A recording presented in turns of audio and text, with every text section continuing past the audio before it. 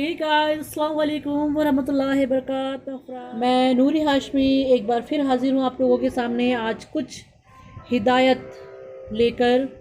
तफसीरात कुरान शरीफ से कुछ तर्जुमा, कुछ तफसीरात, कुछ मजमून, कुछ सूरतों के नाम वगैरह जो मैं आपको बताऊंगी, आपको सुनाऊंगी और ये आसान समझ में आए और आप लोगों को भी समझ में आए। तो आइए गाइस, मुझे सुन रहे हैं उनको मैं बताना चाहूँगी कुरान शरीफ से कुछ चीज़ें लेकर इस बारे में बात करेंगे। आप लोगों को मुझे यकीन है कि ये वीडियो अच्छा लगेगा और बहुत जो आसान लफ्ज़ों में इसे जानना चाहते हैं, सुनना चाहते हैं। बहुत से लोगों को अरबी नहीं आती, मुझे आती है, ऐसी बात नहीं है कि मुझे नहीं आती, मैं पढ़ भी लेती हूँ, समझ भी लेती हूँ, मगर इतनी नहीं ज़्यादा इसमें फ़ास्ट हूँ, बहुत ज़्यादा फॉरवर्ड हूँ, ऐसा नहीं है। मैं बस पढ़ लेती हूँ, समझ लेती हूँ। इसी तरह मैं चाहूँगी कि आप सब आसान लफ्ज़ों में इसको जानें। जिस तरह अरबी जिनको नहीं आती है और जो पढ़ नहीं सकते, ये वीडियो उनके लिए भी है कि ये तफसीरात सुने, तर्जुमा सुने, तफसीरात सुने। अल्लाह ताला अजर सवाब, इसकी अजर सवाब अता करेगा। अल्लाह ताला आप पर अपनी रहमत नाजिल करेगा। अल्लाह ताला की रहमत के साथ आप लोगों के इनामात के आप हकदार होते रहेंगे। तो अपने दिल में चाह पैदा कीजिए, मोहब्बत पैदा कीजिए उस रब्बुल आलमीन के लिए। हमें बहुत सारे इनामात मिलने हैं और इंशाअल्लाह ताला मैं कोशिश करूँगी कि मैं आपको आसान ज़बान में इसे समझा सकूँ, बता सकूँ। कुछ आयतें, कुछ सूरतें, इनके तर्जुमात, तफसीरात मैं आपको बता सकूँ। तो आप इस वीडियो को देखें और शेयर करें, लाइक करें, कमेंट करें। औज़ु बिल्लाहि मिनश शैतानिर रजीम, बिस्मिल्लाहिर्रहमानिर्रहीम। इसका नाम अल-फातिहा है। इसके मज़मून के मुताबिक है। फातिहा उस चीज़ को कहते हैं जिसे किसी मज़मून या किताब या किसी चीज़ को शुरू किया जाए। ये देखिए सूरह फातिहा कब उतरी थी, किस ज़माने में उतरी थी। तो ये प्यारे नबी सल्लल्लाहु अलैहि वसल्लम की नबूवत शुरू ज़माने की सूरह है। बल्कि मोतबर रिवायत से मालूम होता है कि सबसे पहली मुकम्मल सूरह जो मोहम्मद सल्लल्लाहु अलैहि वसल्लम पर नाजिल हुई और वो यही है। इससे पहले सिर्फ कुछ आयतें नाजिल हुई थी जो सूरह अलक, सूरह मुज़म्मिल, सूरह मुदस्सिर वगैरह में शामिल है। आइए मज़मून जान लेते हैं कि असल में ये सूरह एक दुआ है जो खुदा ने हर उस इंसान को सिखाई जो उसकी किताब को पढ़ना शुरू कर रहा हो। किताब के शुरू में इसको रखने का मतलब ये है कि अगर तुम वाकई इस किताब से फ़ायदा उठाना चाहते हो तो अल्लाह ताला से ये दुआ करो। इंसान उसी की दुआ करना चाहता है जिसकी तलब और ख्वाहिश है, उसके दिल में है, और उसी शक्ल में करता है जबकि उसे एहसास हो कि उसकी चाही चीज़ उस हस्ती के हाथ में है जिससे वो दुआ कर रहा है। इस तरह कुरान से शुरू में इस दुआ को सिखाकर गोया इंसान को ये बताया जा रहा है कि वो इस किताब को सीधा रास्ता पाने के लिए पढ़े। हक चाहने वाले किसी जहनियत लेकर पढ़ें और ये जान ले कि इल्म का स्रोत अल्लाह ताला है, इसलिए उससे रहनुमाई की दरख्वास्त करें। इस तरह सूरह फातिहा की हैसियत दुआ की और पूरे कुरान की हैसियत दुआ के जवाब जैसे।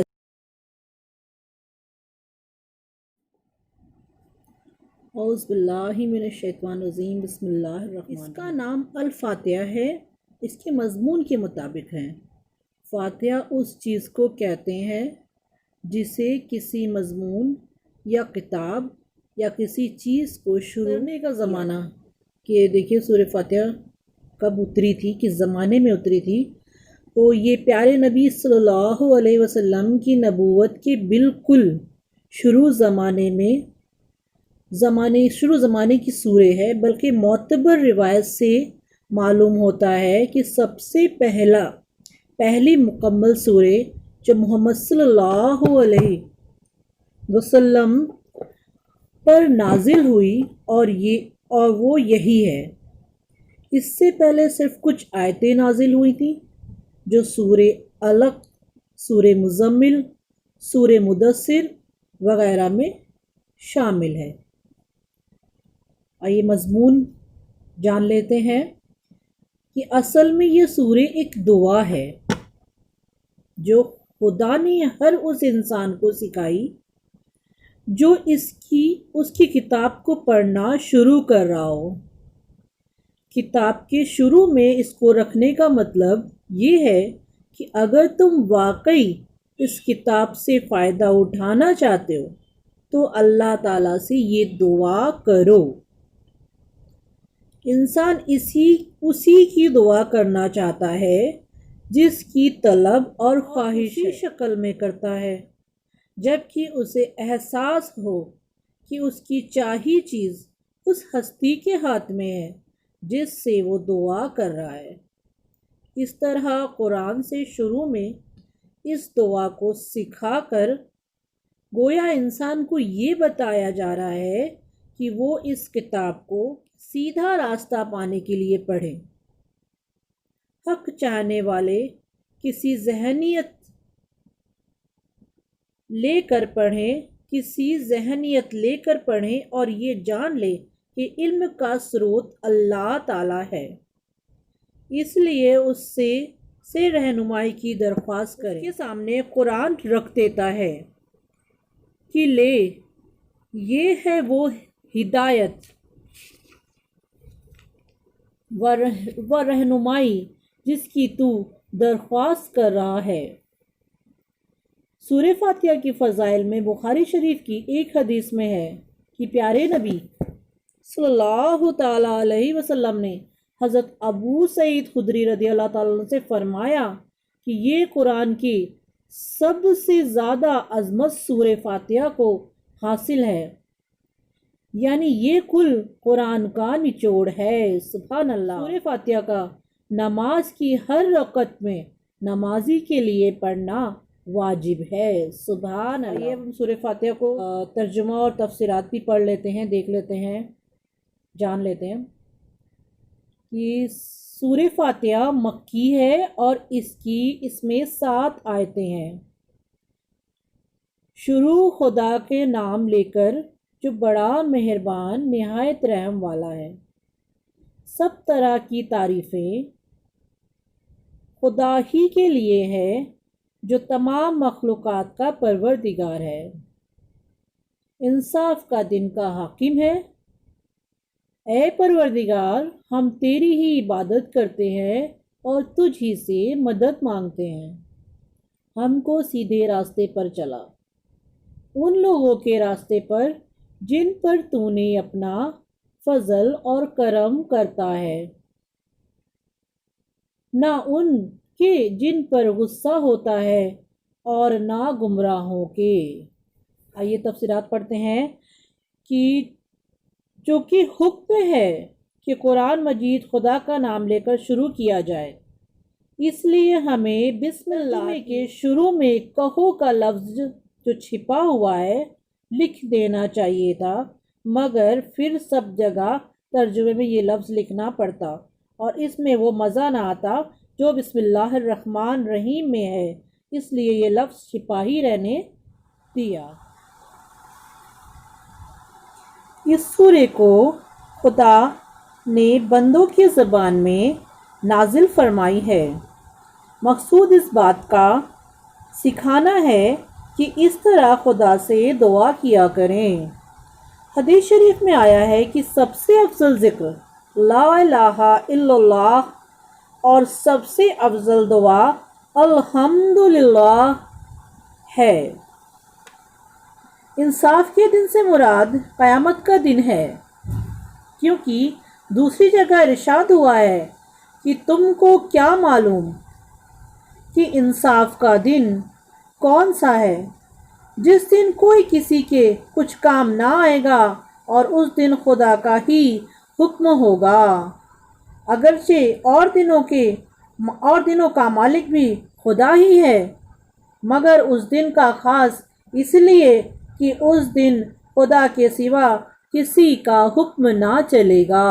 اللہ اکبر۔ تو پیاری پیاری میٹھی میٹھی اسلامی بہنوں، میں نے جانکاری دینے کی کوشش کری، میں نے بتایا اس ویڈیو میں الفاتحہ کے بارے میں مضمون کے مطابق ہے، اور اس کے اترنے کا زمانہ میں نے آپ کو بتایا، اس کا مضمون بتایا، اور میں نے اس کی ترجمات تفسیرات سب آپ کو بتانے کی کوشش کی۔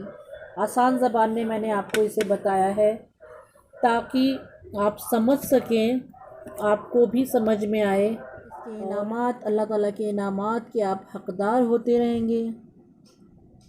تو اپنے دل میں چاہ پیدا کیجئے، محبت پیدا کیجئے اس رب العالمین کے لیے جس سے ہمیں بہت سارے انعامات ملنے ہیں، اور انشاءاللہ تعالی میں کوشش کروں گی کہ میں آپ کو آسان زبان میں اسے سمجھا سکوں، بتا سکوں،